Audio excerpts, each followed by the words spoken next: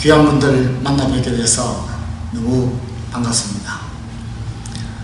우리 믿는 사람에게는 뭐 우연이 없습니다. 모든 게 하나님의 섭리여 인도하심이라 믿습니다. 금년 봄에 서울에서 우리 이윤태 장로님을 뵙고 또 하나님 인도하셔서 이렇게 이곳에 와서 여러분들을 뵙게 되는 게 저는 너무 기쁩니다. 또 오늘 기도해 주시고 또 찬양을 해주신 우리 교수님 부부는 제가 이라크에서 짜이툰 부대 사단장으로 1년 동안 있을 때에 김정한 목사님을 모시고 우리 전전 집사님이 오셨습니다. 거기서 우리 장병들에게 아주 심금을 울리는 찬양을 해주셨는데 벌써 그때가 거의 10년 전입니다. 주님 다시 오실 때까지 그 이라크 사막에서 텐트를 치고 우리 부대 교회가 새벽마다 새벽 기도를 와도 총을 들고 옵니다. 철커덕 소리가 나면서 들어오면은 항상 우리가 임예송으로 불렀던 게 주님 다시 오실 때까지입니다. 너무 반갑습니다. 사실 오늘 저는 일반 교회에서 간증을 할 때에 하는 내용하고 조금 다르게 해야겠다고 어젯밤에 기도하면서 결심을 했습니다. 어제 저녁을 함께 하면서 우리 이 장로님과 최 목사님께로부터 들으니까 오늘 여기 모이신 분들은 거의 대부분이 평생을 하나님 앞에서 쓰임받으시고 또 지금 이곳에서 5년째 우리 조국을 위해서 또 미국을 위해서 또 세계적으로 파송된 선교사들을 위해서 지속적으로 기도하시는 귀한 분들이라고 들었습니다. 그래서 저는 조금 바꿔서 우리가 여러분들 조국을 위해서 기도하실 때에 우리 조국이 처한 형편을 좀 아시면서 기도하는 것이 좋겠습니다. 그래서 제가 아는 범위 내에서 지금 우리 조국이 처한 형편을 조금 여러분들에게 말씀드리려고 합니다. 특히 저는 평생을 군에 있었습니다. 저는 또 주특기가 작전입니다. 그래서 한반도에서 전쟁이 일어나면은 어떻게 싸우고 어떤 결과를 가져올 것인가를 제 머릿속에 지금 초단위로 되어 있습니다. 아마 지금 계획도 제가 만든 계획이 그대로 있을 겁니다. 여러분들 연세 많으신 선배님들이시고 아마 6.25를 상상하시는 분들이 많을 겁니다. 우리가 6.25 때 정말 하나님의 특별하신 간섭과 축복이 아니었으면 우리는 지금 북한처럼 살고 있을지도 모릅니다. 그런데 하나님께서 미국과 유엔을 통해서 전쟁을 역전시켜 주셨습니다. 저는 지금 대한민국의 어느 신문에서도 제가 지금 말씀드리는 것을 생각하고 글을 쓰는 사람을 못 봤습니다. 저는 최근에 기도하면서 어떤 생각을 하고 있느냐. 어떻게 6.25가 발발하기 직전과 상황이 똑같아지느냐. 저는 그것에 관심을 두면서 기도하고 있습니다. 무슨 말씀이냐면 여러분 기억하실지 모르겠습니다만 1948년 49년 6.25가 발발하기 직전에 김일성이가 소련의 스탈린과 중국의 모택동이한테 가서 2번이나 지원만 해주고 승인만 해주면 남한을 공격하고 한 달이면 끝난다. 지원해라고 승인해달라 이야기를 했습니다. 그런데 스탈린과 모택동이 안 돼. 말렸습니다. 왜 그럴까요? 왜 그랬을까요? 여러분, 그때는 원자 폭탄을 미국만 갖고 있었습니다. 우리에게 광복을 허락한 미국이 태평양 전쟁에서 마지막에 일본을 항복시킨 그 원자 폭탄을 중국과 러시아가 가지고 있지 못했습니다. 그러니까 중국이, 러시아가 두려웠던 겁니다. 자, 그런데 1950년입니다. 6.25가 발발한 1950년 1월 23일에 22일이라도 하는데 시차 때문에 그러시죠. 그때 당시에 미 국무장관인 애치선이라는 분이 애치선 라인이라는 것을 기자회견에서 미국의 극동아시아에서의 관심지역 알루시안 열도로부터 일본을 통해서 필리핀을 통하고 호주로 연하는 선이다. 공교롭게도 우리 한국을 완전히 빼버렸습니다. 기억하시죠? 예. 이 애치선 국무장관은 미국의 역대 국무장관 중에서도 국민들의 존경과 사랑을 받는 능력 있는 장관이었습니다. 그분은 자기 회고록에서 나중에 회고록을 쓰면서 자신 때문에 한국 전쟁이 일어났다. 6.25 전쟁이 일어났다. 몇십만의, 몇백만의 사상자가 있었다. 굉장히 괴로워했습니다. 자, 그때 왜 그러냐? 애치선 장관은 알루산 열도로부터 일본과 필리핀,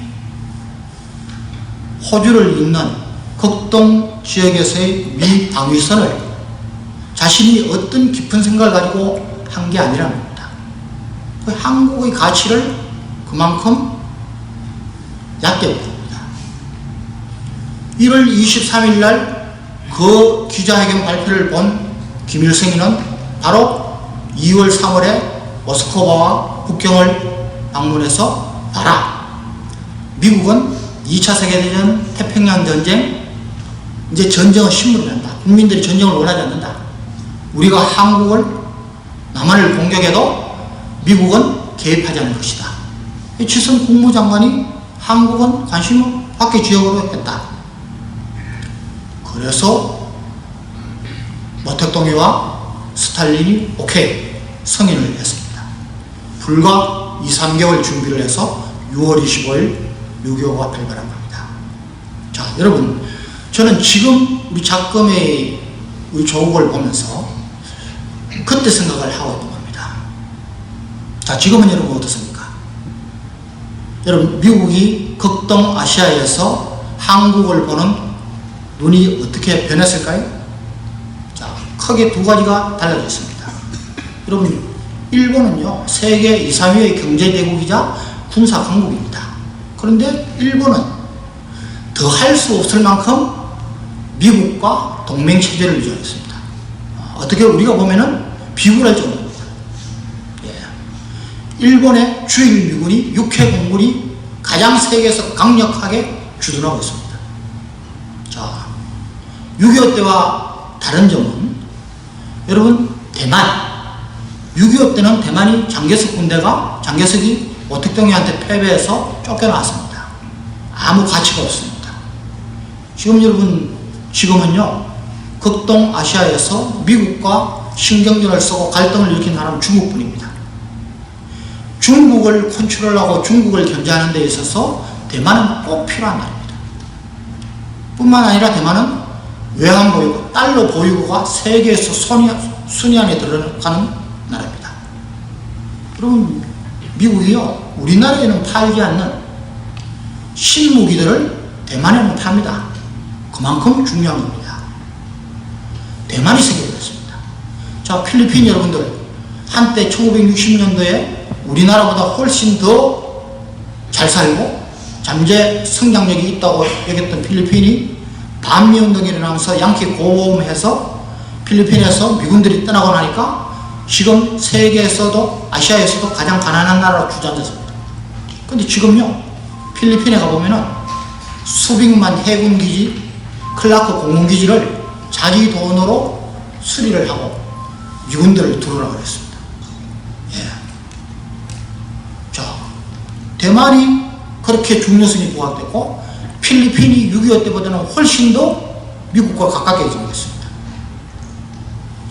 이런 현상을 볼 때 여러분이 미국의 정책을 위반하는 또는 미국의 여론을 주도하는 분들이라면 한국 중요성을 어떻게 보시겠습니까? 저는 한국에 대해서 가치가 그때보다도 한국이 떨어졌다고 합니다. 골치 아픈 데입니다. 예. 그럼에도 불구하고 한국은 반미운동이 격렬하게 일어나고 있습니다. 여러분 광우병 사태 아시죠? 예. 교통사고가 세계에서 제일 많은 나라에서 미군 장병의 훈련 중에 그것도 교통사고 난 것을 그렇게 해서 대대적으로 반미운동을 한 우리나라입니다. 전혀 설득력도 없고 논리도 없는 광우병 사태를 가지고 조직적으로 저항을 한 게 우리나라입니다. 지금도 여러분들 젊은이들 노골적으로 미국의 반감을 가지고 오히려 중국에다 추파를 걸고 있습니다. 저는 그야말로 지금이 6.25 때보다 이런 면에서 보면은 새로 들어온 정부가 만약에 계속해서 한미동맹에 상처를 주고 우리 국민들이 미국에 대해서 이런 섭섭한 마음을 갖게 하면 여러분 왜 그러는 것은요 어떻게 보면 개인의 정의 결합입니다. 친한 인사들이 점점 줄어들고 있습니다. 여러분 불행스럽게도 미국에 거주하시는 우리 교포들도 중에서도 반미운동을 하는 분들이 더 많습니다.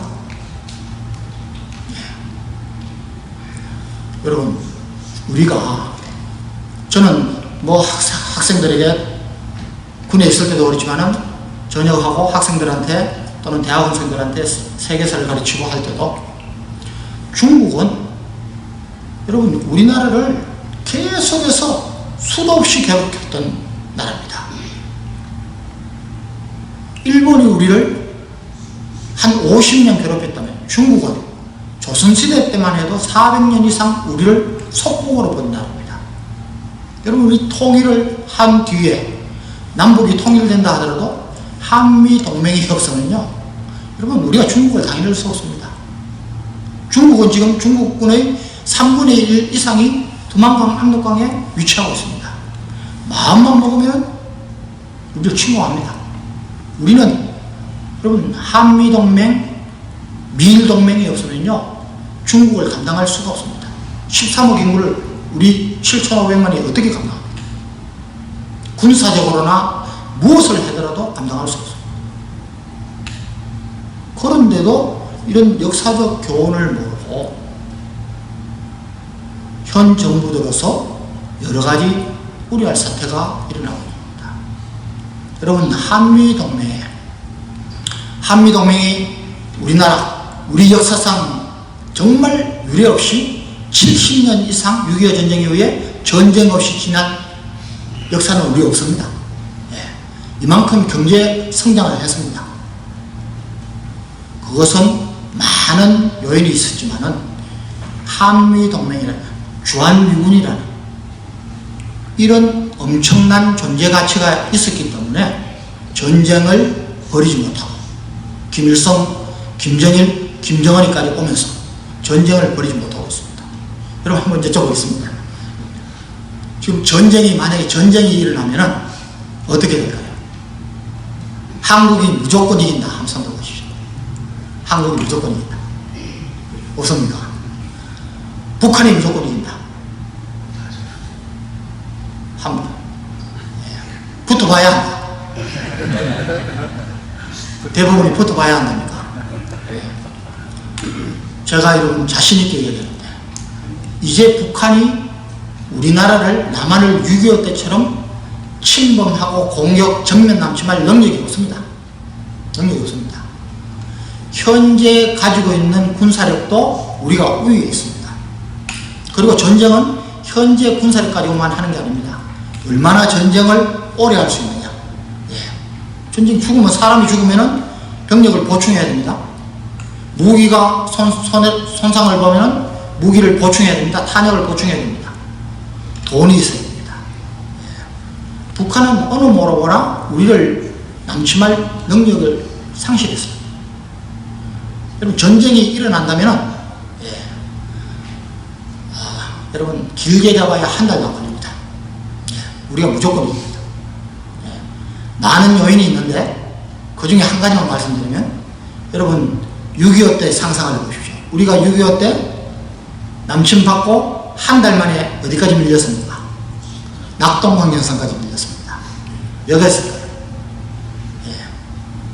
북한은 러시아 중공으로부터 지원받고 도입한 전투기가 240여 대 있었는데 우리는 한 대도 없었습니다. 여러분, 현대전은 공군이 약하면서 전쟁을 이길 수 없습니다. 공군이 80%랍니다. 저는 육군이지만은 공군이 그만큼 중요합니다. 자, 그런데 우리 조국의 공군이 지금 엄청나게 강합니다. 여러분, 이 공군 기종 하나 바꾸는데 그냥 돈 있으면 1, 2년 만에 바꾸는 게 아닙니다. 그럼 기종 하나 바꾸는데 30년 걸립니다. 우리가 KF-16에서 지금은 F-15로 주력기가 바뀌었습니다. KF-16 한 140여 대 갖고 있다가 지금 F-15 60여 대 갖고 있습니다. 그거면 충분하다는 거죠. 그런데 북한은 돈이 없었기 때문에, 경제력이 없었기 때문에 미그 최신기가 미그 29기입니다. 10대 미만입니다. 10대 미만. 그런데 그 미그 29기가 우리 KF-16, 지금은 뒤로 우리 물러앉은 KF-16보다도 못합니다. 아까 기종 바꾸는데 30년 걸린다고 했죠. 북한 공군은 우리 공군을 따라잡으려면 최소한 4, 50년 걸려야 됩니다. 따라잡을 수 없습니다. 따라잡을 수 없는 겁니다.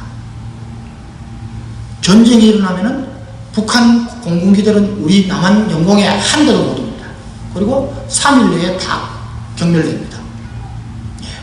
자, 그렇기 때문에 김정은이가 핵 미사일에 집중하는 겁니다. 왜 그러냐? 두 가지 이유가 있습니다. 하나는 자기 국내용입니다. 북한 인민들한테 뭔가 나도 큰 소리 치는 게 있다.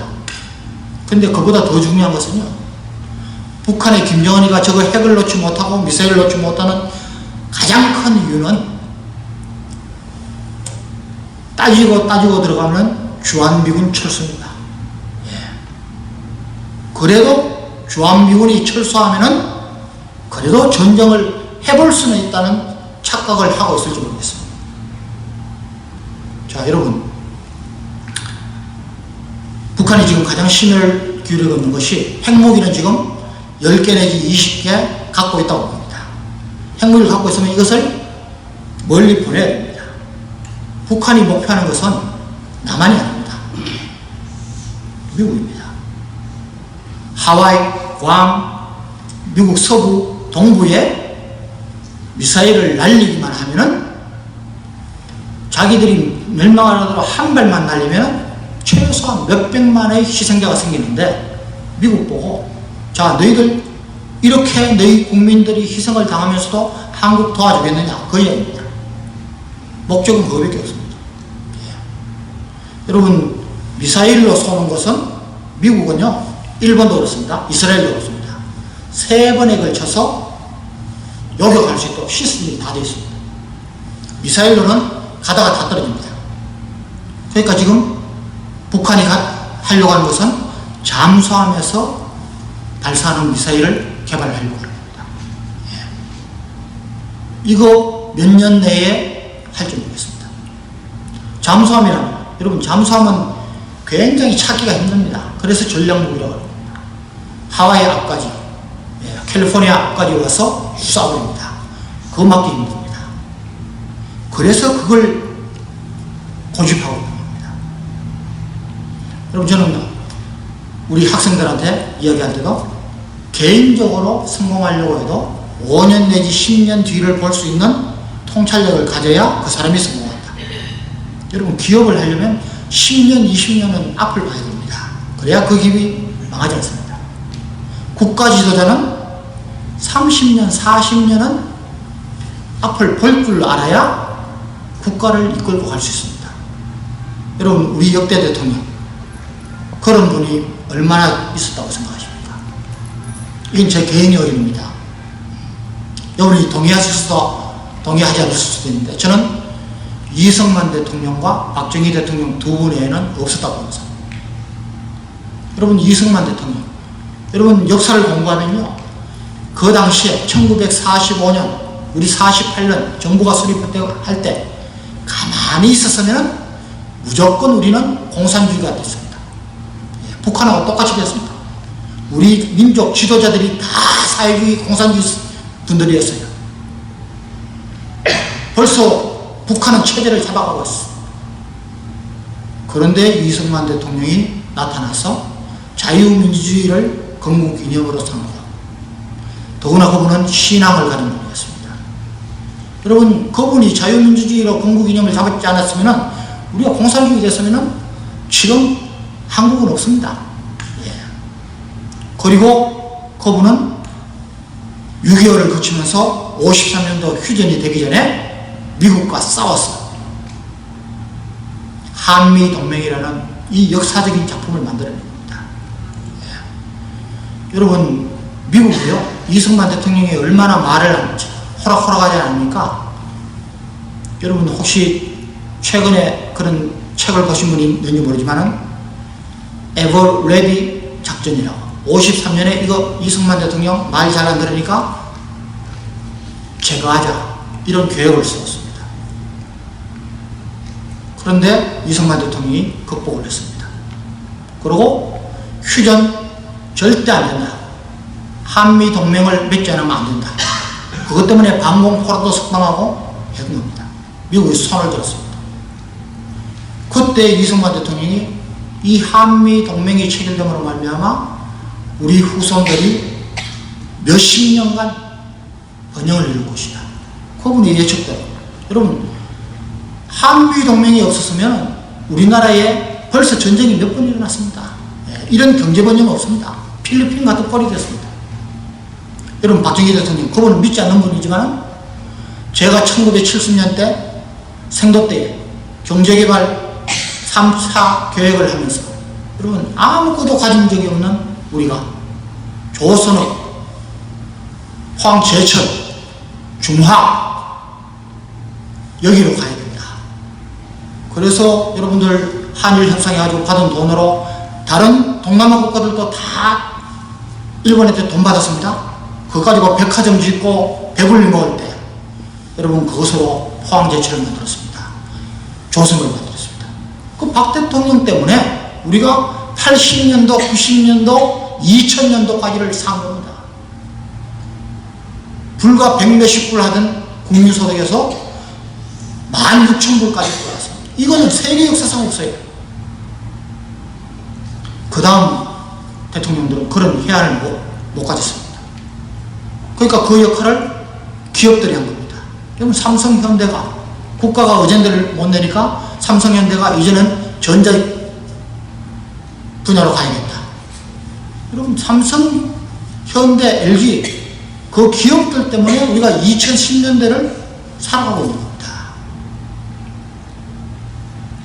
여러분, 김영삼 대통령, 장로님이시지만 그분이 대통령 하시면서 북한이 핵개발을 처음 시작할 때 미국에서 공격하게 되었습니다.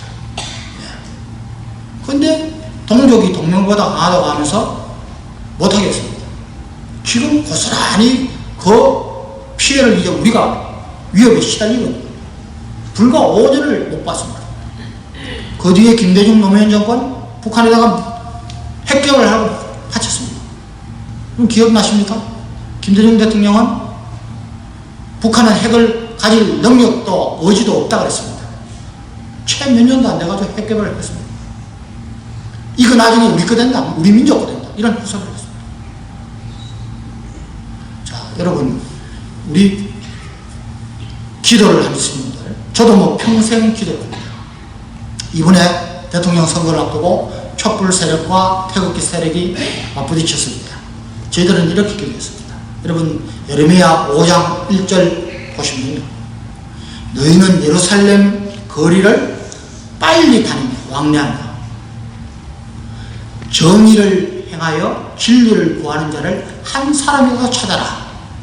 그러면 내가 이 성읍을 용서하리라. 하나님이 경고하셨어요. 그 한 사람이 없습니다. 저와 우리 한국교회를 위해서 기도하는 분들은 사생결단으로 우리 한국교회가 회개하고 하나님께로 돌아가야 됩니다. 그래야 하나님이 일을 하십니다. 하나님이 간섭하십니다. 우리 하지 못한 것 같습니다. 저는 새로운 정부를 절대로 비방하는 게 아닙니다. 염려하는 것입니다. 이제 새로운 정부가 들어섰기 때문에 우리가 성경 말씀대로 대통령과 정부를 위해서 기도해야 됩니다. 그런데 지금까지 한 것 보면 19명의 장관들 중에 전문성이 있는 사람은 딱 2사람입니다. 나머지는 전부 시민단체, 대선 캠프, 능력 없는 사람이 맞습니다. 운동권들이 꽉 자리 잡았습니다. 여러분, 청와대 비서실장인 모 씨가 공개적인 전향도 안 했습니다. 비서실장은 대통령이 보는 비밀문서를 그대로 봅니다. 미국이 우리나라에 호흡 정보를 주겠습니까? 저는 그런 걸 염려하는 겁니다. 저는 경제학자는 아니지만 최저임금 인상, 10,000원으로 인상하고 또 원전, 탈원전. 여러분, 바로 우리 전체적으로 전 세계에서 몇십 년 정도 아니고 지금 그런 정책들을 하다가 다 지금 망했습니다. 무너져가고 있어요. 그것을 그대로 하겠다는 겁니다. 하겠다면은 이유를 설명하고 국민들 공청회를 통해서 우리는 이런 것들을 보완해서 잘하겠다고 설명을 해야죠. 여러분, 공무원 정원하다가 프랑스가 지금 부도 직전입니다. 그리스는 파산 선고했습니다. 여러분, 사회주의 정책 쓰다가 베네수엘라가 선진국에서 지금 세계 최하위로 국민의 75%가 하루 한 끼밖에 못 먹는 나라로 전락했습니다. 그걸 보면서도 사회주의 정책을 하겠다는 거죠. 여러분들, 저는 정말 나라를 위해서 기도를 해야 됩니다. 저는 우리 국민들이 이런 상황들을 알고 판단력을 가졌으면 좋겠습니다. 특히 젊은이들. 제가 보기에는 젊은이들이 판단력이 없습니다. 사드 배치 해야 되느냐 안 해야 되느냐. 한번 물어보겠습니다. 여러분들, 사드 배치를 해야 된다, 찬성하시는 분 손 한번 들어보시오. 따르시네. 안 해도 된다, 반대한다, 손 들어보시오. 여러분, 사드는요 이렇습니다. 지금 현재 우리가 갖고 있는 요격수단으로는, 여러분, 북한이 미사일을 미국으로 쏘면 날아오는데 시간이 걸립니다. 그렇죠? 그런데 북한에서 우리 남한으로 쏘면 시간이 얼마 안 걸립니다. 우리가 한미 정보력으로 보고 있습니다. 쐈습니다. 날아오는 걸 보고 있습니다. 그런데 우리가 갖고 있는 패트리어트 시스템은 사거리가 20km입니다. 쐈을 때 알면서도 못 쏩니다. 사거리가 안 되니까. 쭉 와서 종말 단계로 들어와서 가까이 올 때 쏩니다. 우리는 패트리어트 2 시스템을 갖고 있고, 주한미군이 3 시스템을 갖고 있습니다. 패트리어트 3 시스템은 그래도 좀 30km. 여러분, 우리 매년 연합연습하면서 워게임을 합니다. 시뮬레이션을 합니다. 북한이 10발을 쏘면 7, 8발은 잡습니다. 그런데 2, 3발이 떨어집니다. 그 2, 3발이 핵을 탑재한 핵무기라 그러면, 여러분, 우리 5천만 동포들, 우리 국민 중에서 1,000만이 날아갑니다. 사드란 것은 뭐냐? 사거리가 40km에서 150km입니다. 그러니까 북한이 쏘는 것을 보고 미리 사드로 쏘면은 10발을 바라오면은 7, 8발 잡는 겁니다. 2, 3발이 떨어집니다. 다시 재차 우리가 패트리어트 시스템으로 쏘면은 그나마 완벽하게 잡아낼 수 있는 겁니다. 있어야 됩니다. 있어야 됩니다. 그것도 우리가 돈 들여 하는 게 아니라 주한미군, 그 다음에 한국에 있는 미국 시민권자를 보호하기 위해서 미국이 갖다 놓겠다는데 그걸 왜 반대합니까? 반대하는 사람들의 목소리는 주장은 똑같습니다. 똑같습니다. 제가 한국에서 목사님들 몇백 분 모아놓고 강의하는데요, 반대하는 분들이 한 30%예요. 그래서 제가 설명해 줍니다.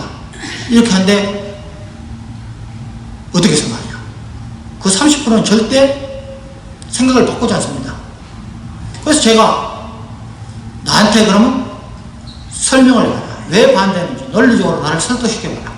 없습니다. 논리가. 전쟁은 안 된다는 겁니다. 아니 누가 전쟁하자고 했습니까?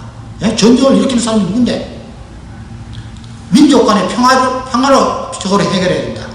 평화적으로 해결하면 좋죠. 예. 여러분, 우리보다 안보 상황이 심각하지 않은 이스라엘, 일본, 미국조차도 2번, 3번 요격 시스템을 갖추고 있는데 우리는 거기에 돈을 쓸 줄 모릅니다. 예? 예. 다른 데는 돈 많이 쓰면서 이게 잘못된 겁니다. 이게 잘못된 거죠. 저는 여러분들에게 이런 말씀을 드리고 싶습니다. 역대하 19장 2절에 보면은 여러분 여호사밧은 남유다 왕들 중에서도 그래도 하나님을 잘 섬긴 왕이었습니다. 하나님의 축복도 받습니다. 그런데 말년에 아합 왕과 정략 결혼을 하고 정략적으로 세상을 쫓았습니다. 아합의 꾀임에 빠져서 아합이 일으키는 전쟁에 참여했다가 아합은 그 자리에 죽고 여호사밧이 구사일생으로 도망쳐왔습니다. 그 도망쳐올 때에 역대하 19장 2절에 보면 하나니의 아들 선지자 여호가 여호사밧을 맞아가는데 왕이 악한 자를 돕고 여호와를 미워하시는 자를 사랑하는 것이 옳은 일이니까 여호와께로부터 징계가 있을 것입니다. 이렇게 얘기했습니다. 자, 여러분, 악한 자, 여러분, 김정은이는 악한 사람입니다. 공산주의는요, 우리 기독교와는 완전히 반대된 우리 기독교의 적입니다. 유물론에다가 인본주의 세상에다가.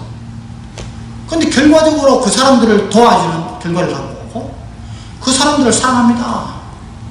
이게 옳은 일입니까? 내가 의도를 그렇게 하지 않더라도 그 사람들 그런 결과가 나타난다면 잘못된 것이죠. 나는 우리 한국교회의 영적인 지도자들이 또는 우리 교포사회의 어르신들이 특히 젊은이들이 이런 상황을 알면 좋겠어요. 판단이 안 설 때는 말씀으로 돌아가서 하나님 앞에서 말씀을 가지고 기도해야 될 줄 믿습니다. 예루살렘 거리를, 서울 거리를 왕래하는 진리를 구하는 자는 많습니다. 그런데 성경은 정의를 행하여 진리를 구하는 사람, 말씀대로 살고 하나님의 법대로 살고 하나님 여호와의 길을 쫓는 사람은 적다는 것입니다. 한 사람도 안 보인다는 것이죠. 하나님이 우리나라를 얼마나 축복하시는데요. 우리나라가 그것을 다 버리고 세계에서 가장 대표적이고 사치하고, 여러분 한국의 신문을 보면 보기가 겁납니다. 교회에도 충분히 많습니다. 우리 먼저 믿는 사람들이 엎드려 기도해야 될 줄 믿습니다. 예레미야 29장 11절에 나온 말씀대로 너희를 향한 나의 생각을 내가 아느니 재앙이 아니고 평안이다. 너희의 장래에 소망을 주리라. 너희가 내게 부르짖으며 내게 와서 기도하면 내가 너희의 기도를 들을 것이고 너희가 온 마음으로 나를 찾으면, 나를 구하면 나를 찾을 것이요 만들 것이라. 지금이야말로 저와 여러분이 하나님만 구하고 전심으로 하나님 앞에 회개하고 돌아가야 될 필요가 있습니다. 그것이 조국을 살리는 겁니다. 여러분, 구약 성경은요, 남유다와 이스라엘 왕들의 역할이 큽니다. 왕이 하나님을 잘 섬기는 시대에는 하나님이 전쟁도 없이 평화를 주시고 태평시대를 주셨어요. 축복하셨어요.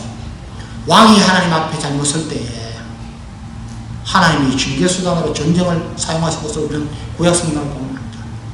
우리 한국에 다시는 하나님이 징계수단으로 전쟁을 사용하지 않을 수 있도록. 마지막으로 여러분, 월남이 망할 때 월남의 군사력이 적어서 망한 게 아닙니다. 그 당시 월남의 군사력은요, 세계 5위 정도 됐습니다. 왜? 미국이 거기 개입했다가 동맹국들이, 연합군들이 개입했다가 철수하면서 모든 무기를 줬습니다. 베트콩들은 소총도 제대로 없습니다. 그런데 공산화 됐습니다. 왜 그러냐? 0.5% 파리 평화협상을 통해서 전부 월명은 위로 올라오고 월남은 밑으로 내려가자 할 때 핵심 간첩을 8,000명을 남겨뒀습니다. 이 8,000명이 선동질을 해야 됩니다. 거기에 뇌하부동하고 따라 나선 종교인들, 언론인들, 군인들 5%가 95%를 먹어버린 겁니다. 여러분, 무섭습니다. 저는 아까 말씀드렸지만 이제 군사적으로 전쟁을 통해서 남한이 북한에 지는 것은 없습니다. 그런데 여러분, 전쟁은 어쩌야 됩니다. 한시 앞을 다투어 경쟁을 해야 되는데 우리가 겨우 G20 수준에 들어갔는데 G10 수준에 들어갔는데 전쟁이 일어나면요 20, 30년은 들어갑니다. 다시 시작해야 됩니다. 할 수 없습니다. 전쟁은 나가야 됩니다. 그런데 여러분, 우리나라에 여러분 월남이 망했을 때와 같은 그런 0.5% 아니 5%가 아닌 우리나라는 저는 자신있게 말씀드리는데 종북, 반미, 좌파, 친북 30%는 된다고 보는 사람입니다. 여러분, 이걸 두고 기도해야 됩니다. 예수 믿는 분들 중에서도 아까 제가 말씀드린 대로 하나님 편에 서지 않고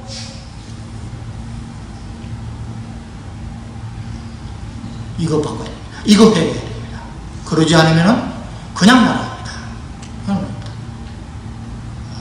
이런 것을 좀 아시고 여러분 기도해 주시기 바랍니다.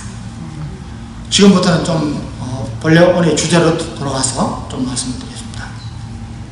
저는 간정을 다니면서 저와 여러분이 지금 몇 점짜리 인생을 살고 있습니까?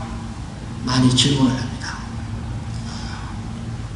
우리 여기 계신 우리 목사님들, 우리 사모님들, 또 장로님, 권사님들 세상적인 기준으로 볼 때 나는 몇 점짜리 인생을 살았구나 한번 생각해 보신 적 있습니까? 나는 내 남편에게 몇 점짜리 아내였을까? 나는 내 아내에게 몇 점짜리 남편이었을까? 우리 자녀들은 나한테 몇 점짜리? 나는 우리 부모님께 몇 점짜리 자녀? 내 자녀들한테는 몇 점짜리 부모? 한번 생각을 해봤으면 좋겠습니다. 여러분, 교회에서 나는 몇 점짜리 장로입니까? 우리 성도님들이 나를 어떻게 생각하고 우리 목사님이 나를 어떻게 평가할까요? 나는 몇 점짜리 권사고 몇 점짜리 집사일까요? 가장 심각한 질문은 우리가 하나님 앞에 설 때에 야, 너 몇 점짜리 인생 살고 왔구나 하나님이 평가하실 텐데 과연 몇 점짜리라고 자신할 수 있을까요? 저는 이 질문을 최근에 와서 간증하면서 많이 드립니다. 근데 뭐 몇천 명이 있는 교회 가든지 작은 교회 가든지 자신있게 세상적인 기준으로 나는 90점짜리 이상입니다 손드는 분은 한 분도 없어요. 다들 겸손하시니까 뭐 감사한 일이죠. 자, 그런데 저는 오늘 저와 여러분이 하나님 앞에 설 때에 하나님이 몇 점짜리로 평가하실까 이 말씀을 잠깐 드리려고 합니다. 로마서 14장에 보면은 우리 모두가 하나님 앞에 선다고 그랬습니다. 이사야 45장의 말씀을 이용해서 내가 살았느니 모든 무릎이 내게 꿇을 것이요 모든 혀가 내게 자라게 하리라. 우리 각 사람이, 저와 여러분이 하나님 앞에 직고하리라고 그랬습니다. 우리가 말한다면 하나님, 내가 몇 점짜리 인생 살고 있습니다. 저는 요즘 거기에 굉장히 관심이 많습니다. 여러분, 디모데후서 4장 7절에 보면 우리 바울 사도는 내가 선한 싸움을 싸우고 나의 달려갈 길 마치고 믿음을 지켜서 이제 오는 나를 위하여 의의 면류관이 준비되었습니다. 죽어도 의로우신 재판장이 그날에 내게 주실 것이다. 내뿐만 아니라 주의 나타나심을 사모하는 모든 사람한테 주신다 했습니다. 저와 여러분이 바울 사도처럼 이렇게 자신있게 하나님, 내가 선한 싸움 싸웠습니다. 내가 믿음 지켰습니다. 나의 달려갈 길 마쳤습니다. 이렇게 고백할 수 있으면 너무 좋겠습니다. 너무 좋겠습니다. 저 제일 가까운 사람이 지금부터 뭐 한 30년 전 일입니다. 제가 중년 때 기도하다가 하나님이 천국을 보여주셨어요. 천국에 갔더니 아는 목사님, 아는 친척들, 일가들 다 만났답니다. 그런데 어떤 분은 머리에 관을 쓰고 있는데 관에 면류관이 엄청나게 많더라고요. 어떤 분은 면류관에 보석이 몇 개 없더래요. 어떤 분은 보석도 없는 면류관 관만 쓰고 있더라고요. 그 어떤 분은 관도 없이 맨대가리로 다니더래요. 저는 그때 제가 중년 때입니다. 충격을 엄청나게 받았습니다. 저는 요즘 특히 저녁 후에 요한계시록을 보면서 천국에서의 생활을 상상하는 취미가 생겼습니다. 천국에서는 어떨까? 여러분, 세계에서 제일 잘 사는, 제일 강국 미국에 가도 여러분, 저는 깜짝 놀란 게 있어요. 노숙자들이, 그림들이 너무 많습니다. 내가 천국에 가서 하나님 지근거리에서 24장로와 충성된 종들과 같이 정말 하나님이 주신 상급을 가지고 면류관 서고 보석 휘황 찬란하게 하나님 옆에서 찬양하고 경배할 수 있을까? 아니면 맨대가리로 숨어서 천국에서도 달동네가 있는지 모르지만 부끄럽게,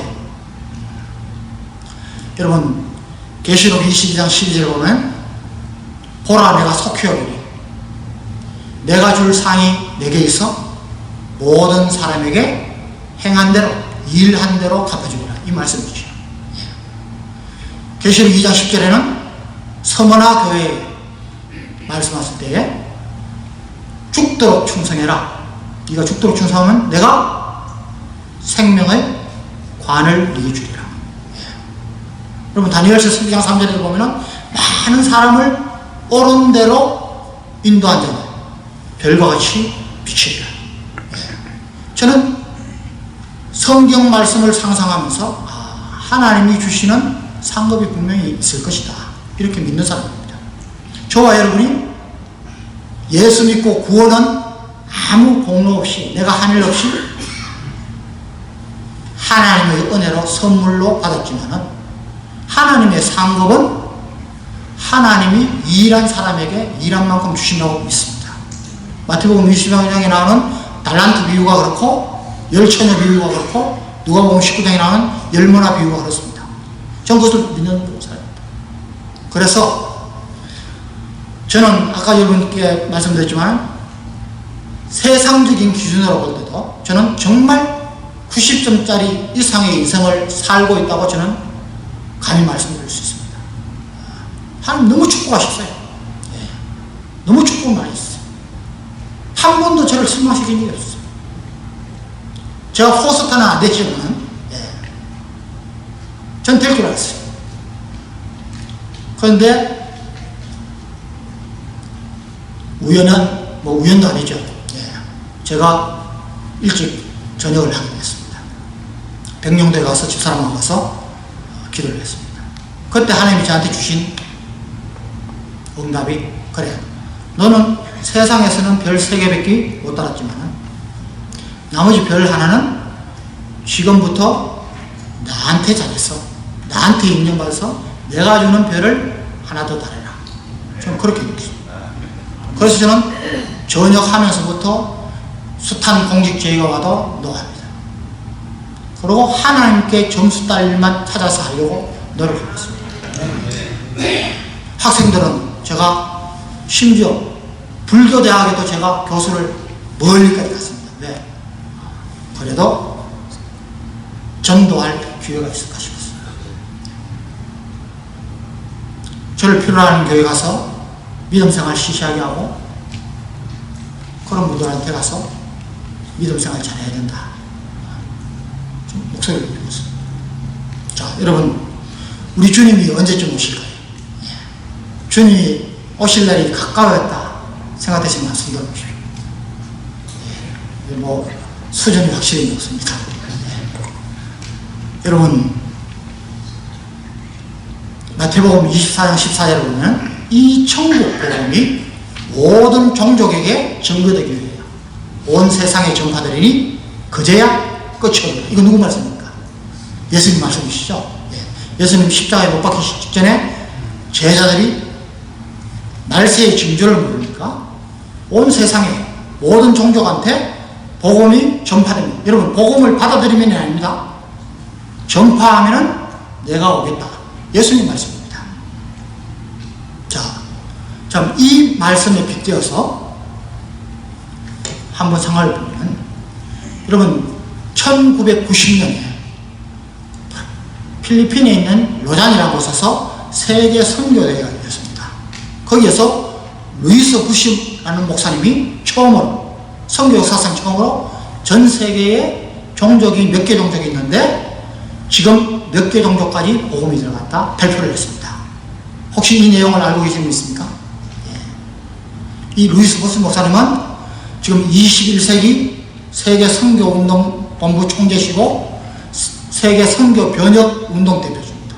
혹시 1040 윈도우 무브먼트 아시죠? 미전도 종족들에게 복음을 전하려면 북위 10도이고 40도 사이에 있는 나라들을 집중 공략해야 됩니다. 지금 그렇게 하고 있습니다. 여러분, 조수아 프로젝트 2000도 아십니까? 이 미전도 종족들한테 복음을 전하면 그 종족들의 아이들을 입양해서 복음을 전하는 게 굉장히 좋다. 또 4-14 무브먼트, 그러면 차세대, 우리 다음의 세대한테 복음을 전하면 4살부터 14살 사이에 복음을 전하는 것이 제일 좋다. 이걸 주장하는 겁니다. 자, 1990년에 발표를 했는데요.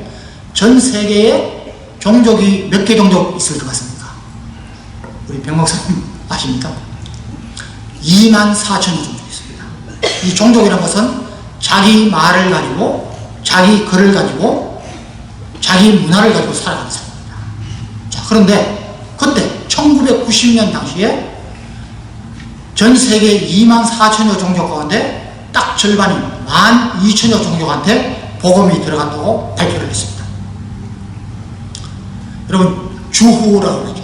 예수님 오셔서 우리 죄를 위해서 십자가에 못 박히시고 부활승천하셔서 가신 이후에 거의 2000년 동안에 전 세계의 종족들 반 정도의 복음이 들어갔습니다.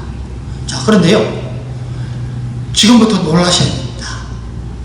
2005년도, 1990년에서 불과 15년 됩니다.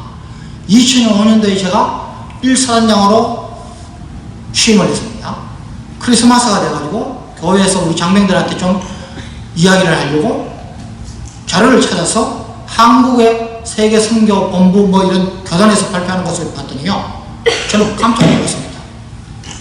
남은 12,000여 종족 가운데 불과 15년 사이 7,000여 종족한테 보험이 다 들어갔습니다. 얼마 남았습니까? 얼마 남았습니까? 5,000여 종족 남았습니다. 별로 안 놀라시는데. 자, 여러분, 이번엔 진짜 놀라셔야 됩니다. 여러분 지금도 집에 가셔서 인터넷을 치시더니 휴대폰을 쳐서 보십시오. 세계 선교 실태를 보시면요, 2015년 자료가 나와 있습니다. 그러면 2005년도에서 2015년이면 딱 10년입니다. 아까 몇 개 종족 남았다고요? 5천여 종족 남았는 가운데서 지금 복음이 다 전파되고 남아있는 종족은 어떤 교단에서는 1000개 종족, 최고로 잡는 데가 1500개 종족 남았다는 겁니다. 자, 여러분, 바울 사도가 전도여행을 다니고 이럴 때는 나귀 타고 짐승 타고 작은 포도 지중해를 벗어나지 못했습니다. 여러분, 지금은 세계의 선진국 다 거기가 기독교 국가입니다. 선교사들이 얼마나 많이 나갔습니까? 돈이 있습니다. 얼마나 많은 방법을 합니까? 여러분, 우리 한국만 해도 25,000명 이상의 선교사가 지금 나가 있습니다. 여러분, 지하교회인 중국도 10만 명 이상의 선교사를 지금 파송하고 있습니다. 자, 이제 1000에서 1500여 종족 남았는데 얼마나 걸릴까요? 산술적으로 따지면 여러분 바로 주님 오신다는 결론이 됩니다. 여러분, 이거 성경은 아닙니다. 그럼 마태복음 24장 36절에는 그날과 그 시는 아무도 모르나니 천사들도 모르고 나도 모른다, 아들도 모른다, 아버지만 아십니다. 우리가 뭐 언제 종말이 올지, 예수님 재림하실지 거기에 종말론자들처럼 할 필요는 없습니다. 그러나 마태복음 24장 25장은 계속 우리에게 경고하고 있습니다. 준비하고 있어라, 깨어있어라. 내 주가 언제 말릴지 모른다. 그래서 여러분, 열처녀 비유가 나온 거 아니겠습니까? 달란트 비유가 나온 거 같습니다.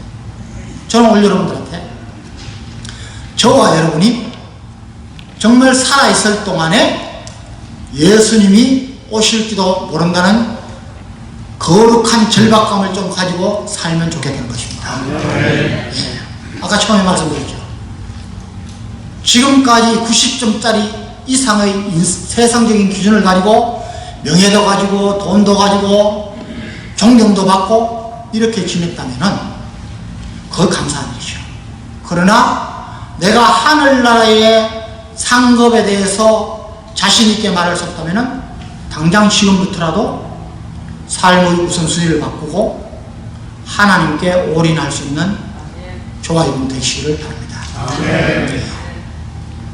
만약에 지금까지 삶이 정말 세상적인 기준으로 볼 때 50점짜리 60점짜리도 안 된다, 그런 인생을 또 앞으로 나한테는 얼마가 남은 인생인지도 모르고 계속 끌고 가겠다, 너무나 허무한 것이죠. 저는 뭐 평생을 현역에 있을 때도 제가 사단장 나가기 전까지는 주로 유인주일학교 중고등부 교사도 하고 부장도 했습니다. 평생 가르쳤어요. 저는 참 놀라운 사실을 발견했습니다. 분명히 보여야 할 아이가 예배 안 나옵니다. 전화합니다. 야, 너 왜 교회 안 나갔니? 뭐 아프냐? 아닙니다. 우리 엄마가요, 우리 아빠가요, 교회는 대학 들어간 뒤에, 좋은 대학 들어가고 난 뒤에 본격적으로 다녀도 되니까 야, 지금 몇십만 원 주고 학원비 끊어놨는데 공부해라. 여러분, 그 부모는 안수집사요, 장로요, 권사 드립니다. 저는 호기심이 많습니다. 제가 사단장 마치고 군단장 마치고 한 2년 만에 다시 국군영화교회로 오면 그 아이를 어떻게 돼 있는지 봅니다. 잘 돼 있겠습니까? 아닙니다. 잘 돼 있으면 제가 말씀 안 드리죠. 여러분, 세상 지식을 하나님 말씀보다도 더 소중하게 하는 그 부모의 삶, 예배를 중요시하지 않는, 여러분, 역대하 16장 9절에 보면은 여호와님은 온 땅을 두루 감찰해서 자기에게 온전히 향하는 자를 찾아 능력을 베푸신다고 했습니다. 내가 능력을 베푸지도 않아. 내가 왜 예수 믿는데 축복 못 받을까요? 예? 하는 짓은 꼴찌처럼 하고 1도 못 받으려고? 저는 아니라고. 하나님의 말씀대로 살고 여호와의 법을 지키고. 여러분, 우리 한국이 안타까운 점 하나가 법을 잘 안 지킵니다. 미국은 여러분 법을 안 지키면 공권력이 얼마나 셉니까? 난 그게 당연하다고 보죠. 여러분, 한국은요, 경찰한테 뭐 쥐가 잘못하고 떨리면 소리부터 먼저 칩니다.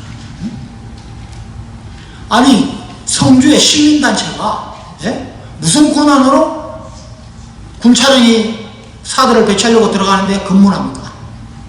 그걸 경찰들이 가만히 놔둬요. 뒤바뀐 겁니다. 저와 여러분이 천국의 시민권을 갖고 있다면 천국의 법을 잘 지켜야 됩니다. 그 사람이 일등 시민입니다. 제가 제일 좋아하는 말씀이 있습니다.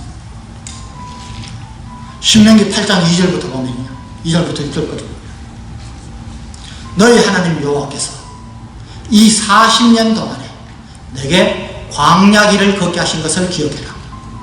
이는 너를 낮추시며 너를 시험하사 그 명령을 지키는지 지키지 않는지 알려 하십니다. 너를 낮추시고 너를 줄이게 하시고 니도 알지 못하고 내 선조도 알지 못하던 만나를 내게 먹이신 것은 사람이 떡으로만 사는 것이 아니요 하나님의 입에서 나오는 모든 말씀으로 사는지를 네가 알게 하려 하십니다. 이 40년 동안에 내 어복이 헤어지지 아니하였고 내 발이 부르터지 아니하였다. 너는 사람이 자기 아들을 징계하는 것 같이 여호와 하나님께서 너를 징계하는 줄 마음에 생각하고 내 하나님 여호와의 명령을 지켜 그의 길을 따라가며 그를 경외할지니라. 이런 말씀입니다. 저는 이것을 현대 버전으로 바꿔서 이 40년 동안은 이스라엘 민족이 출애굽에서 가나안 복지에 갈 그 여정입니다. 저는 이 40년을 저한테 적용해서 네 하나님 여호와께서 너 황중선 장로 너 60인생에 네게 광야길을 걷게 하는 것을 기억해라. 왜 그렇게 하겠느냐? 하나님을 경외하는지 경외하지 않는지 시험하시는 것입니다. 여러분, 이 시험에 통과한 사람들은 축복받습니다. 하늘나라에 상급이 있을 것입니다. 그런데 하나님 편에 서지 못하고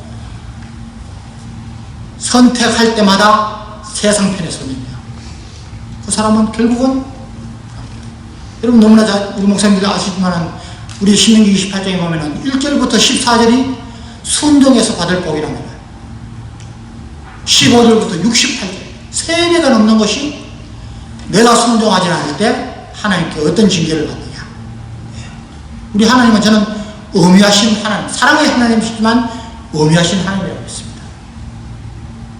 저는 우리 나라와 민족을 위해서 이렇게 쉬지 않고 기도하시는 우리 귀한 분들, 여러분의 삶이, 저의 삶이 이제는 하나님 만날 날을 대비하는 삶이 되었으면 좋겠습니다.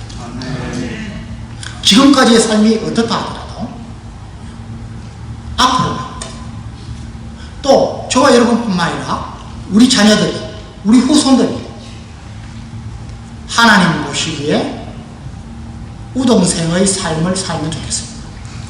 그걸 위해서 우리가 기도해야 됩니다. 여러분, 1976년에 우리가 1200만, 한국 거라면 1200만 성도했습니다. 빌 그레이엄 목사님 모셔서 막 부흥상회 하시고 야단났죠. 그때 400만, 1200만 성도라면 4인 가정이면 300만입니다. 3인 가정이면 400만 세입니다. 다른 사람들 아무 전도 안 하고 우리 한국 교회에서 우리 기성세대, 먼저 믿은 사람들이 자기 아이들만이라도 제대로 믿음으로 영역했으면 지금 30-40년이 훌쩍 지났습니다. 그 아이들이 다 결혼했습니다. 자녀들이 있습니다. 1200만이 최소한 2400만, 3000만은 돼야지. 어떻게 이게 700만, 800만으로 내려갑니까? 자기 자녀 하나 믿음으로 양육하지 못했다면 저와 여러분은 하나님 앞에 불충한 죄입니다. 악하고 괴로운 죄입니다. 하늘에 상급이 없을 걸로 있습니다. 저는 군대 생활하면서 그런 거 많이 봤습니다. 예? 제가 연대장 할 때까지는 내가 예배에 안 빠지니까 한 번도 본 적이 없습니다. 전역한다고 신고하러 들어왔는데 병사가 참모가 이렇게 내놓는데 보니까 이놈이 아버지가 직업이 목사입니다. 어느 교회 장로입니다. 야, 너 내가 교회에서 한 번도 못 봤는데? 예, 안 나갔습니다. 왜? 나는 우리 아버지가 믿는 그런 예수 안 믿습니다. 충격적인, 이게 자주 있습니다. 여러분, 우리가 자녀를 말로서 교육하는 게 아닙니다. 삶을 통해서 교육해야 됩니다. 그 아버지, 그 부모의 삶을 보고 자녀들이 따라갑니다. 저는 정말 우리 여기 계신 대한민국을 위해서, 미국을 위해서 기도하시고 해주시는 여러분들을 정말 감사를 드리고 앞으로도 이 기도 이어주시기 바랍니다. 우리 이은태 장로님 문서 선교로 몇십 년을 저는 하늘의 상급이 클 줄 믿습니다. 여러분, 달란트 비율을 보면은 5달란트를 가진 자, 2달란트를 가진 자 칭찬을 똑같이 받았습니다. 나는 장로 된 다음에 할 거야? 난 목사 된 다음에 할 거야? 나는 큰 교회 가서 할 거야? 아닙니다. 그 사람은 끝까지 못합니다. 지금. 나는 우리 자녀들한테 항상 강조했습니다. 지금부터 하지 않으면 됩니다. 오늘 짧은 시간에 여러분 제가 주제넘은 말씀을 드렸습니다. 그런데 사실 제 마음은 너무 편합니다. 이렇게 나를 걱정해 주시고 기도해 주시는 선배님들, 어르신들을 뵙고 또 이 미국 땅에도 이렇게 기도하는 나라와 민족을 위해서 기도하고 하나님 나라를 위해서 기도하는 분들이 많구나. 많은 위로와 격려를 받고 갑니다. 여러분 건강하시고 이제 저와 여러분 하늘나라에서 정말 더 반갑게 멋있게 만나 뵙기를 기대를 하겠습니다. 기도하겠습니다.